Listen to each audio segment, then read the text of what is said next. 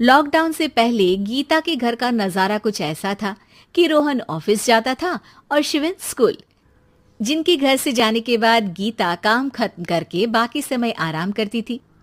लेकिन लॉकडाउन के बाद ऑफिस और स्कूल घर में ही खुल गए और इससे गीता का हाल वो तो आपको देखने में ही मजा आएगा। शिवेन, ओ शिवेन, महाराज उठने के लिए क्या 21 तोपों की सलामी लेंगे?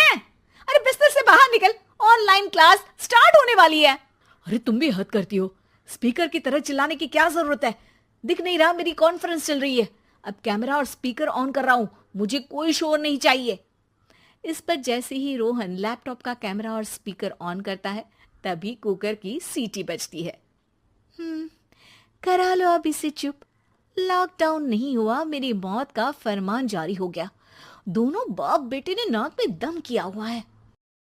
ऐसा बोलकर गीता वहां से शिविन के कमरे में पहुंच जाती है, जहां शिविन अभी भी सो रहा होता है।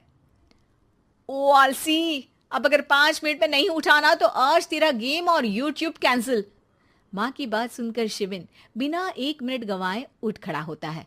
उठ गया, अभी नहाकर भी आता हूँ। ये नाटक कहीं और, मुंह पर गीला कपड़ा मार और पढ़ने बैठ।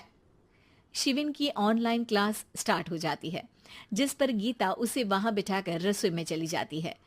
थोड़ी देर में उसे कमरे से कुछ आवाज सुनाई देती है, जिसे सुनकर वो कमरे में वापस आती है। हाय राम, तुझे क्लास अटेंड करने के लिए बोला था, कैमरा ऑफ करके बिस्तर पर नाचने के लिए नहीं बोला था। मम्मी मुझे कुछ समझ नहीं आ रहा, आप बाद में पढ़ा देना ना। वैसे भी अटेंडेंस तो लगी गई है। हाँ हाँ बेटा, जरूर बन जा। तू अभी से हम सबका बाप बन जा। अरे नहीं मतलब कहाँ से लाते हो इतना दिमाग, और पढ़ाई करते हुए ये चला कहाँ जाता है? नाइस क्वेश्चन, दिमाग से पूछकर बता दूंगा।